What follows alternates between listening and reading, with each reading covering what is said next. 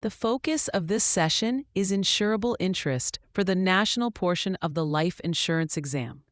Insurable interest is defined as the legal requirement that the person applying for a policy must have a legitimate reason to want the insured person to remain alive and must stand to suffer a financial loss if that person dies.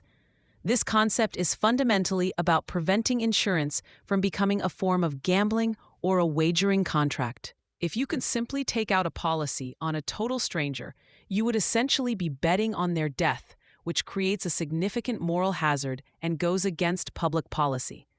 Therefore, every life insurance contract must be supported by insurable interest at the very beginning of the process. On the exam, you must be able to identify who has insurable interest. First and foremost, every individual has an unlimited insurable interest in their own life. You can buy a policy on yourself and name anyone you choose as the beneficiary, because the beneficiary does not necessarily need to have an insurable interest. This is a common point of confusion on the exam. The interest must exist between the policy owner and the insured person, not the beneficiary. Beyond yourself, the law recognizes interest based on love and affection through close blood or marriage relationships. This includes your spouse, parents, children, and siblings. However, be careful with questions regarding more distant relatives like cousins, aunts, or in-laws.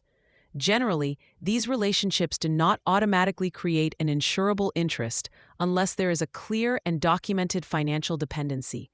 Business relationships provide another common testing ground. A business has an insurable interest in its key employees because the death of a top executive or lead salesperson would cause a measurable financial loss to the company. Similarly, business partners have an insurable interest in one another, often using life insurance to fund buy-sell agreements. Creditors also have an insurable interest in their debtors, but only up to the amount of the debt. If a borrower owes a bank $50,000, the bank can only maintain an interest in the borrower's life for that amount. The most critical rule to memorize for the life insurance exam is the timing of insurable interest. For life insurance, the interest must exist only at the time of application. It does not need to exist at the time of the insured person's death. This is the exact opposite of property and casualty insurance, where the interest must exist at the time of loss. Examiners love to present a scenario where a husband buys a policy on his wife and they later get divorced. If the ex-wife dies 10 years after the divorce, the insurance company is still legally required to pay the claim to the ex-husband because the interest was valid when the policy started. To remember this, use the mental shortcut of the application anchor.